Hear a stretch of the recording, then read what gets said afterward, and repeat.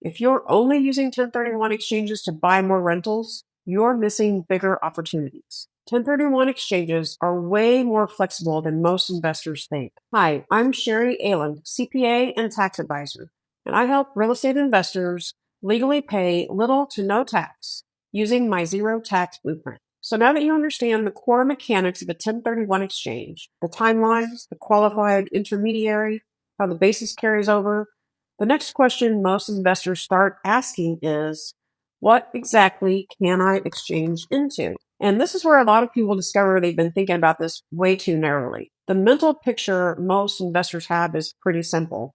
Sell one rental house, buy another rental house. Maybe sell a duplex and buy a fourplex. Same asset class, same style of investing, just a bigger version of what they already own. And that's a completely valid use of a 1031 exchange.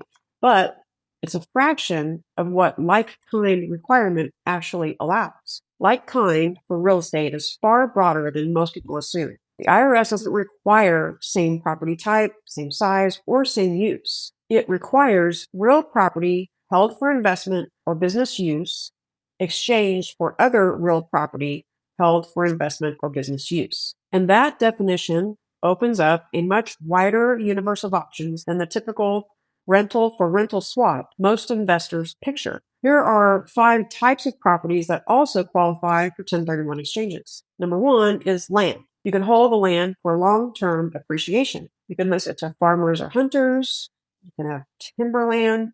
You can hold it for future development land, but you just can't use it for immediate developing and flipping. Property type number 2 is business-related real estate. You could have a self-rental where you're renting property to your business. You can have triple net lease properties, which are where tenants who pay rent plus property taxes, insurance, and maintenance, much more passive than regular rentals.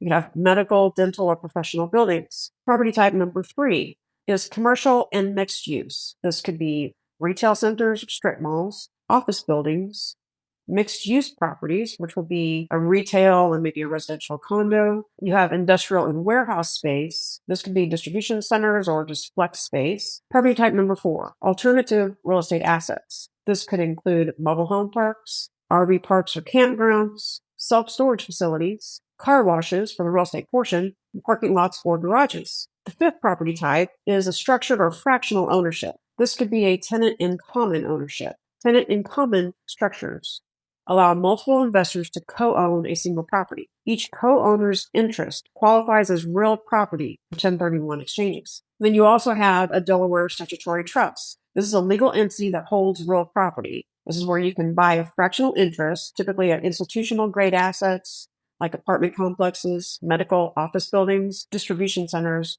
or net lease properties. This would be a good option for someone who is wanting to transfer into more of just ownership rather than management. But the trust controls the assets and decides when to sell. So it's good to mention here what doesn't qualify. Your primary residence, fix and flip properties, those are held for sale, not investment. Real estate outside the United States, although foreign property is like kind to foreign property. Real estate investment trusts, these are securities, not real property. And personal property like equipment and vehicles. To summarize, the like-kind requirement is much broader than most investors realize, and that flexibility opens up serious strategic options, especially for investors who want to move from active to passive management or diversify across property types. Now that you know where you can go, in the next video, we're covering the most expensive 1031 mistakes investors make and exactly how to avoid them. Please be sure to like and subscribe, and we'll see you on the next video.